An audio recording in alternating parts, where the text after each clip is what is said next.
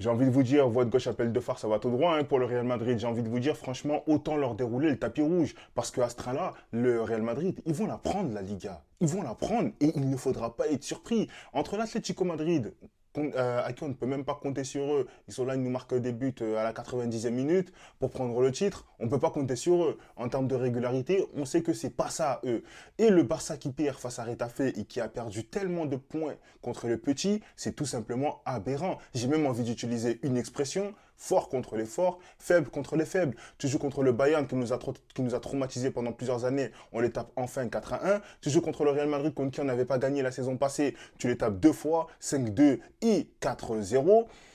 Mais à un moment donné, quand tu perds des points contre les Osasuna, quand tu perds des points contre les Las Palmas, les Retafe, tout ça, non, le job, il n'est pas fait. Parce que la Liga, elle va se jouer sur ça, sur ces petits matchs. Tu joues plus d'équipes moyennes et d'équipes faibles, sans leur manquer de respect, que tu, tu vas jouer deux fois dans l'année contre le Real Madrid. Ok, tu les tapes, c'est bien, mais ça représente 6 points. 6 points sur combien? Sur 114. Donc à un moment donné, le job, il faut le faire. Il n'a pas été fait correctement. Malheureusement, il y a des individualités, j'ai trouvé personnellement, qui ne se sont pas gérées. On a eu un Barça qui aurait pu faire beaucoup mieux. Déjà, avant d'aller plus loin, je suis désolé. Salut à tous, j'espère que vous allez bien. Bienvenue sur la chaîne Lego de Couleurs. Pour me soutenir, n'hésitez pas à liker la vidéo et à me poser vos questions dans les commentaires. Ça fait toujours plaisir. J'essaie d'interagir au maximum avec vous.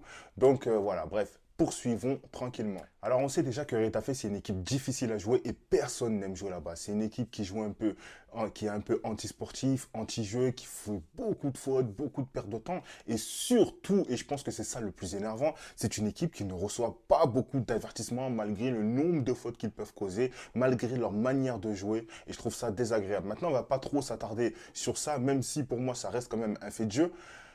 C'est pas seulement à cause de ça que le Barça perd, parce que quand tu vois que l'entame de match du Barça était plutôt bonne, que tu ouvres le score derrière une magnifique passe de Pedri avec un excellent travail de Alejandro Balde, Balde en tout cas, il a fait un excellent match. Très franchement, Alejandro Balde, il a fait un excellent match. C'est dommage, j'aimerais bien dire que c'est son meilleur match, mais ça serait son meilleur match qui est sur un match nul. Le Barça ne prend pas de points, ou en tout cas ne prend qu'un point, et c'est dommage, on en reviendra un peu plus tard sur les insultes racistes, parce que ça me fait beaucoup de peine, et j'ai d'ailleurs une petite chose à vous dire aussi. Donc voilà, on va en revenir un peu après. Mais voilà, franchement, un très bon match de la part de Balde. La passe de Pedri était tout simplement excellente. La vista qu'il a, la vision de jeu qu'il a est tout simplement exceptionnelle. On voit que c'est un joueur de grand, grand talent. C'est pas beaucoup de joueurs qui sont capables de faire ça. Il y a différents types de joueurs. Tu as les Kevin De Bruyne, tu as les Bellingham, tout ça. Mais Pedri, c'est un autre registre. Pedri, pour moi, dans ce registre-là, actuellement, c'est le meilleur. Honnêtement, c'est le meilleur. Il est tellement fort. Peut-être que certains vont me dire que mon avis est un peu biaisé dû à mon objectivité, mais très franchement, dans ce registre-là, Pedri, il est tout simplement exceptionnel. Et encore une fois, Jules Koundé qui marque. Jules Koundé, très franchement, j'ai envie de dire, mettez-le en numéro 9 à un moment donné, parce que en termes de finition, il est là, il est présent, il pèse sur la défense. C'est ce qu'est censé faire Robert Lewandowski. Alors, bien sûr, ce que je dis, c'est un peu sur le ton du sarcasme. Jules Koundé, il est très bien en tant que latéral droit, qu'il reste à ce poste-là, mais c'est vraiment pour faire le parallèle avec Robert Lewandowski, avec qui j'ai du mal. Avec qui j'ai du mal parce que franchement, Lewandowski, dos au but, tu le touches, il tombe. Tu le touches, il tombe. Physiquement, ça tient pas. Physiquement, ça tient pas. On l'a vu contre le Real Madrid et on le voit encore ce soir face à Retafe. À un moment donné, Robert Lewandowski, s'il te plaît, tiens un peu plus physiquement. Ok, tu as 36 ans, mais tu n'es pas frêle. Tu n'es pas fragile non plus. À chaque fois qu'un joueur le touche, il tombe. Alors oui, il a fait une ou deux bonnes actions, notamment la tête. Bon, je pensais qu'il allait la mettre en direction des cages. Ça termine, j'ai envie de dire, en passe. Mais dans ce match-là, il doit faire mieux. Dans ce match-là, il doit faire mieux. Alors oui, il n'est peut-être pas exceptionnellement alimenté. Lamine Yamal, c'est vrai qu'il n'était pas non plus dans un grand jour aujourd'hui. Rafinha aussi, techniquement, c'était assez compliqué. J'ai trouvé qu'il avait beaucoup de déchets. Maintenant, les deux, c'est que tu vois qui se donnent vraiment à fond au niveau des retours défensifs, ils aident à la défense, au niveau de l'attaque, ils essayent de proposer quelque chose et le problème que j'ai avec Lewandowski, c'est qu'il ne propose pas. Et quand il est alimenté, malheureusement, il n'est pas efficace. Et quand tu lui fais la passe, ben malheureusement, il contrôle mal. Et quand il essaye de passer, ben malheureusement, il passe mal.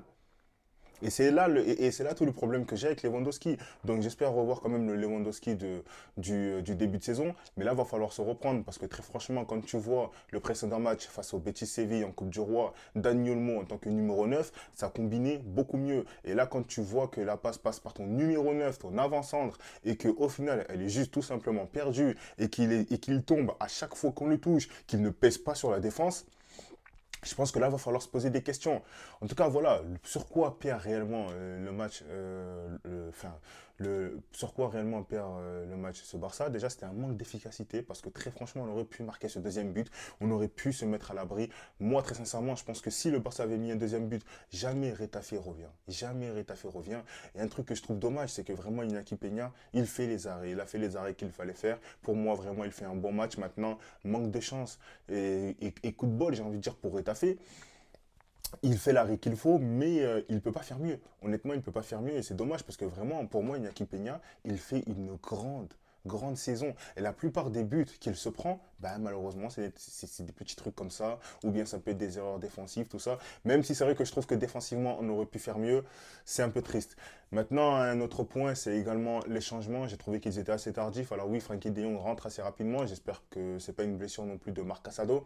Mais je pense que Dani Olmo aurait dû rentrer un peu plus rapidement. Bon, je ne vais pas parler de Ferran Torres parce que moi, j'ai pas trop confiance en lui, même s'il a sorti quelques bons matchs, qu'il a mis quelques bons buts. Lewandowski aurait dû sortir plus tôt. Honnêtement, Lewandowski aurait dû sortir plus tôt. Gavi, voilà, ça a été fait quand même assez rapidement. J'ai pas trouvé que Gavi avait été très bon dans ce match-là. C'est dommage. Je pense qu'il aurait pu faire beaucoup mieux. Rafinha, comme je l'ai dit, pareil, il aurait pu faire mieux dans ce match-là. Il a manqué d'efficacité. Maintenant, voilà, c'est un joueur qui marche à la hargne, qui donne tout sur le terrain, qui court. C'est dommage. Après, par contre, au niveau de la charnière centrale, Koubarsi, Arauro, personnellement, j'ai trouvé qu'Arauro avait fait un bon match. Koundé, défensivement, bon, offensivement, il a été là. Défensivement, peut-être un peu moins, mais en tout cas, c'est pas non plus un très mauvais match. On pourrait croire qu'il est fautif sur le but, mais pas tant que ça finalement. Et comme je l'ai dit, Alejandro Balde, que j'ai trouvé excellent, et là je vais m'attarder un peu sur les insultes racistes qu'il y a eu. C'est triste qu'on en soit encore là, mais en fait le truc qui me perturbe le plus, c'est que j'en vois malheureusement dire sur Twitter par exemple que on attend que par exemple Balde enfin, qu'il se passe quelque chose en tout cas avec le Barça en termes de racisme pour pouvoir y réagir. Et c'est quelque chose que je trouve triste, quelque chose que je trouve dommage. Personnellement, j'avais sorti une vidéo sur Vinicius il y a au moins 8 mois, 9 mois, je ne sais plus quand exactement. Pour ceux qui veulent aller la voir, allez la voir. En tout cas, c'était un message de soutien. Il a reçu énormément de soutien. Et aujourd'hui, moi, je trouve ça triste que des gens disent, par exemple, que oui, c'est que maintenant qu'on se rend compte du racisme, alors qu'on a toujours soutenu. Et je pense qu'un truc qu'il faut prendre en compte, c'est que les gars, regardez les avis en majorité, pas la minorité. C'est une minorité qui va dire des conneries. Regardez la majorité, ce qu'elle dit. Tout le monde soutient la cause du racisme, mais forcément, il y a toujours une minorité, il y a toujours des gens qui sont bêtes, qui vont réagir à des trucs. C'est pas à ceux-là qu'ils font réagir. C'est pas à ceux-là. Quand Vinicius, il a été dans le mal, tout le monde a fait un message de soutien, même Jules Koundé, Gavi, ce genre de choses, malgré l'entente. C'est plus une question de rivalité à un moment donné. Ça va au-delà du football et je pense qu'il faut être un peu plus mature concernant cela. Et je trouve ça un peu décevant. Maintenant, voilà, bon, c'est la fin de cette vidéo. Il y aura le match Real Madrid-Las Palmas là demain de toute façon. Et je pense que suite à ce match-là, on va sûrement faire un débrief. Donc, on se retrouve très bientôt pour un nouveau débrief, pour une nouvelle vidéo. Donc, je vous dis à très bientôt et passez une bonne soirée ou une bonne journée selon l'heure à laquelle sort cette vidéo. Ciao.